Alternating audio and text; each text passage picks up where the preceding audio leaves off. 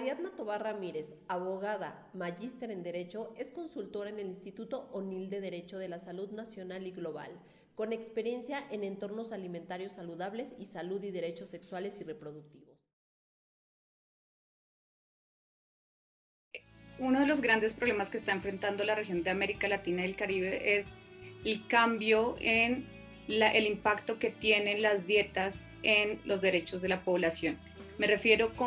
a que anteriormente en América Latina y el Caribe había un problema de desnutrición principalmente, pero debido al cambio de los sistemas agroalimentarios y los patrones de consumo, actualmente nuestra región también sufre de malnutrición, particularmente de los temas de sobrepeso, obesidad y de las enfermedades crónicas no transmisibles asociadas a la mala alimentación. Este es un problema que se ha venido detectando desde hace varias décadas ya, sobre todo en países desarrollados, pero que empezó a surgir más recientemente en los últimos años en nuestra región. Parte de las cosas que están sucediendo es que la gente está consumiendo de forma más continua y en exceso productos que contienen nutrimentos críticos en exceso. ¿Qué son nutrimentos críticos? La sal, los azúcares, las grasas trans, las grasas saturadas. Y estos componentes son riesgosos para la salud porque están asociados a la generación y al desarrollo de enfermedades crónicas no transmisibles, perdón. ¿Cuáles enfermedades crónicas no transmisibles existen? Por ejemplo, la diabetes 2, la presión alta y enfermedades cardiovasculares. Entonces, en nuestra región muchas personas están perdiendo su vida prematuramente a raíz de estas enfermedades y también están siendo incapacitadas porque no pueden asistir a la escuela o asistir a su trabajo y tener una vida productiva y saludable. Entonces, este es un gran reto que está enfrentando nuestra región y una de las medidas que se ha recomendado desde la salud pública, pero también desde la perspectiva de los derechos humanos, es la adopción de etiquetados frontales de advertencia, que no son una medida aislada, sino que en conjunto con un paquete de medidas de salud pública, como pueden ser los impuestos a este tipo de productos, la educación, la regulación de los ambientes escolares para que niños y niñas tengan acceso a alimentos sanos, reales, más que alimentos que tienen este componente en exceso, este tipo de componentes en exceso, o la regulación de la publicidad, que también, digamos, atrae mucho a niños y niñas a consumir estos productos. Junto con esas otras medidas, lo ideal es que el etiquetado frontal de advertencia se adopte como una primera medida, primer paso, dentro de una política pública más integral. El etiquetado frontal de advertencia es una herramienta que te permite ver fácilmente como consumidor o consumidora cuando un producto tiene un exceso de estos nutrimentos. Te dice exceso de sal, exceso de grasas trans, exceso de azúcares. Entonces te informa como consumidor cuando un producto tiene uno de estos contenidos. El etiquetado frontal de advertencia, como el que se adoptó en México, que pues, usa sellos en donde tiene la parte textual de exceso de sal, exceso de azúcar, etcétera, ha probado ser hasta ahora el etiquetado que mejor cumple los propósitos de desincentivar el consumo de productos con exceso de nutrimentos críticos. Y eso es muy importante porque efectivamente en algún momento se pensó que el etiquetado tipo semáforo, que es un etiquetado que trae una escala de colores, verde, amarillo y rojo, donde el rojo corresponde a un exceso de un nutrimento crítico y verde a un contenido bajo de ese nutrimento o de otro nutrimento. Ese tipo de etiquetado en algún momento se pensó que era el más eficiente. Sin embargo, la evidencia lo que ha mostrado es que para las personas es más difícil de entender porque si tienes, por ejemplo, un exceso y color rojo frente al azúcar, pero un contenido bajo de sal y por lo tanto un color verde, al mismo tiempo el consumidor o consumidora tiende a confundirse. Es más difícil hacer un assessment o una determinación de cuál es el contenido de ese producto y por lo tanto no ayuda a desincentivar la compra de ese tipo de productos. Por el contrario, y esto digamos tiene que ver mucho también con un derecho que es importante aquí, el progreso científico, los beneficios del progreso científico. se ha comprobado desde la evidencia que el etiquetado frontal de advertencia sí cumple con ese propósito. Te informa rápidamente como consumidor o consumidora de que este producto en particular tiene un exceso de nutrientes críticos, y de esa manera informa rápidamente tu opción de compra. Entonces, ¿eso qué quiere decir? Un consumidor o consumidora no toma muchísimo tiempo en hacer sus elecciones de consumo y por lo tanto rápidamente recibe la información a través del etiquetado frontal de advertencia, y eso significa que en términos de salud pública va a haber menos consumo de estos productos y por lo tanto una prevención y mitigación del efecto o el impacto que tienen las enfermedades no transmisibles. La evidencia también y la experiencia de otros países muestran que debe adoptarse una política pública integral donde no solamente se incluya el etiquetado frontal de advertencia, sino adicionalmente se impongan impuestos a este tipo de productos que también desincentiven el consumo. Se haga una regulación estricta de la publicidad y el acceso a este tipo de productos, sobre todo para menores, niños, niñas y adolescentes en entornos escolares, y una regulación mucho más estricta de la publicidad, sobre todo aquella dirigida a niños, niñas y adolescentes, porque los patrones de consumo de estos productos se empiezan a asentar desde la niñez. Es decir, la publicidad tiene un efecto de adherencia que no solamente se mantiene durante la etapa de la infancia, sino que adicionalmente implica que ese niño o niña, luego cuando sea adulto, va a tener el mismo patrón de consumo. Es decir, si estuvo recibiendo publicidad y además consumía este tipo de alimentos, de comestibles, en la adultez va a tener este tipo también de consumo y por lo tanto pues va a estar más propenso o propensa a desarrollar enfermedades crónicas no transmisibles o a generar obesidad. Entonces, digamos, esta es una serie de medidas, son las 4 medidas como más importantes que tienen el respaldo tanto de la Organización Mundial de la Salud como la Organización Panamericana de la Salud y que han demostrado con base en evidencia científica ser las mejores para garantizar que las personas accedan a información, pero también para garantizar que las personas tengan elecciones, información y prefieran no consumir este tipo de productos.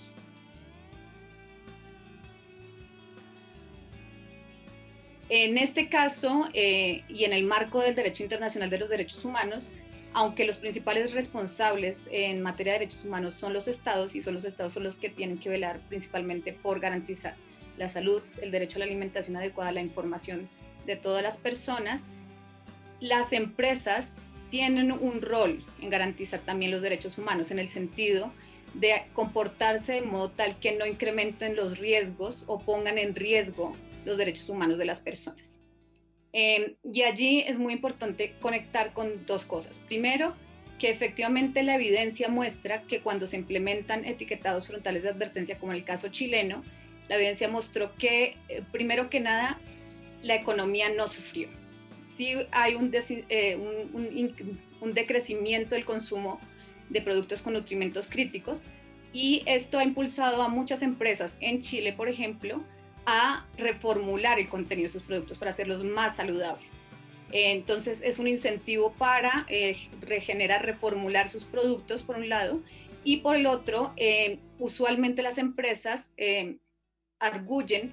que este tipo de etiquetados va a tener un impacto en la economía. Sin embargo, no lo tiene porque efectivamente las cadenas de producción se mantienen y lo que pasa realmente, el cambio, es en el tipo de información y en las decisiones de consumo de las personas. De otra parte, es muy importante también recordar que en términos de responsabilidad de las empresas, ellas como productoras de estos productos con exceso de nutrimentos críticos ya saben que hay una relación clara y documentada y con evidencia científica entre el consumo en exceso de estos nutrimentos críticos y la generación de enfermedades crónicas no transmisibles. Dado ese contexto y ese conocimiento, en este momento no deberían estar argumentando que primero, no hay relación, y segundo, en lugar de oponerse a través de litigios, como por ejemplo está pasando en México, o a través de estrategias para impedir la implementación de etiquetados frontales de advertencia, deberían estar un poco más alineadas con los objetivos de salud pública, en tanto ellas saben que sus productos con contenidos en exceso de nutrimentos críticos pueden poner en riesgo no solamente la salud, sino la salud individual de las personas, sino la salud pública en general.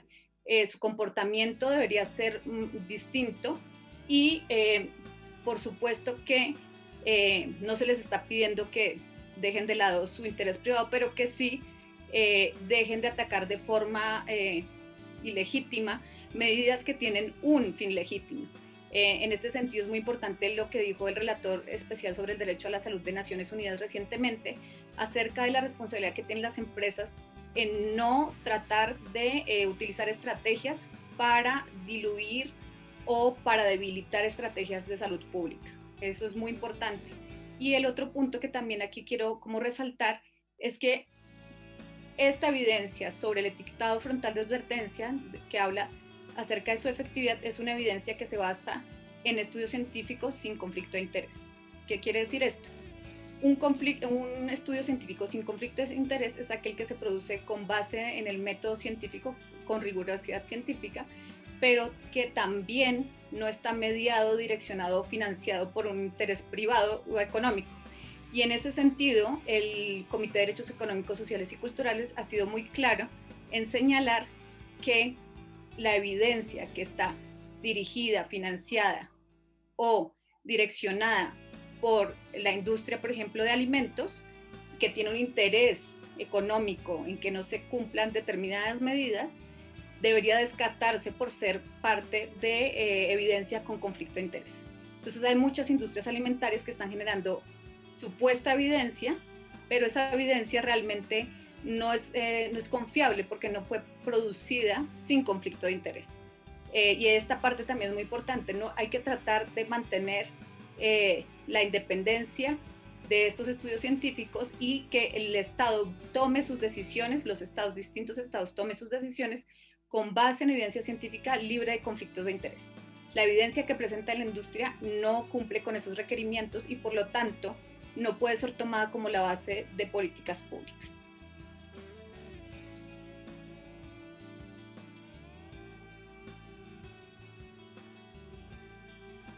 Bueno, en materia de etiquetado particularmente, digamos, ya hay unos litigios que está iniciando la industria y por supuesto que el litigio estratégico también tiene la posibilidad de contrarrestar esas iniciativas de litigio de la industria. Un litigio estratégico diseñado para avanzar objetivos de salud pública, objetivos de garantía de los derechos humanos, también tiene mucha cabida allí. Digamos, acá estaríamos hablando de un litigio defensivo, pero por supuesto que también puede haber litigios ofensivos en el sentido de establecer las condiciones que propiciarían el avance de estos temas en los diferentes contextos. Por ejemplo, la ampliación del entendimiento de lo que quiere decir el derecho humano a la salud. Para poner un ejemplo, en México, la concepción del derecho humano a la salud todavía no está siendo entendida ni desde la academia necesariamente, ni desde los foros judiciales, ni desde los diferentes operadores jurídicos, como incluyendo también el deber de prevención, de prevenir todos aquellos factores que impactan negativamente nuestra salud. Y esta expansión del entendimiento de la salud a través de un litigio estratégico puede sentar las bases también para que otras iniciativas de salud pública que vengan en el camino para apoyar, por ejemplo, en este tema de disminuir el tema de la obesidad y las enfermedades crónicas no transmisibles, encuentre un camino, un ambiente más favorable para desarrollarse. No tendría como un ejemplo más concreto que dar en este momento, pero me parece que el litigio estratégico sí tiene la capacidad de abrir caminos, por un lado, identificar oportunidades, pero también de defender marcos legales que son importantes para nuestros derechos humanos. Yo creo que una cosa que es muy importante frente a los etiquetados de advertencia es que son una creación jurídica latinoamericana. El primer etiquetado de advertencia fue el chileno, a él le siguió el peruano, posteriormente está el mexicano, que se adoptó recientemente, y el de Uruguay, que se adoptó en 2018, pero va a comenzar hasta 2021. Y esto es muy importante porque efectivamente genera la confluencia de dos cosas. De una parte, el tema de la salud pública y la evidencia científica, y de otra parte las herramientas jurídicas que están al alcance para proteger los derechos humanos. Cuando se conectan esos dos mundos, es que de alguna manera sale esta herramienta del etiquetado frontal de advertencia, y nace por la necesidad precisamente que América Latina ha sido impactada muy fuertemente por la obesidad y las enfermedades crónicas no transmisibles, y por lo tanto de alguna manera me parece importante resaltar que América Latina se está convirtiendo en este sentido de la política pública para avanzar el derecho a la alimentación y a la salud en un líder en el mundo. Eso por un lado. Y la otra cosa que creo que también es importante mencionar es que en México las autoridades, al adoptar el etiquetado de advertencia, actuaron muy bien en el sentido de tratar de implementar lo más rápido posible, porque la experiencia comparada ha mostrado que los esfuerzos de la industria para evitar la implementación o la adopción de este tipo de políticas, de este tipo de regulaciones, siempre tienden a atrasar la implementación. El ejemplo de Uruguay es paradigmático. La legislación, el decreto que adoptó el etiquetado de advertencias de 2018, se pensaba o inicialmente estaba previsto que iniciaba su aplicación en marzo de este año, pero después de una serie de decisiones del Ejecutivo se aplazó nuevamente su entrada en vigencia hasta febrero del otro año. Y esto significa que durante este tiempo pues no va a haber etiquetado, pero también eso significa que la gente va a seguir consumiendo sin saber qué está consumiendo. Entonces tiene un impacto muy fuerte, y por lo tanto creo que el comportamiento muy apropiado de los estados es también que si se adoptan las medidas se implementen rápidamente, y por supuesto creo que el Estado mexicano lo hizo también muy bien en el sentido de garantizar que haya fases de implementación para evitar que haya una posición muy acérrima de la industria para la implementación. Creo que estas dos cosas son las que resaltaría adicionalmente.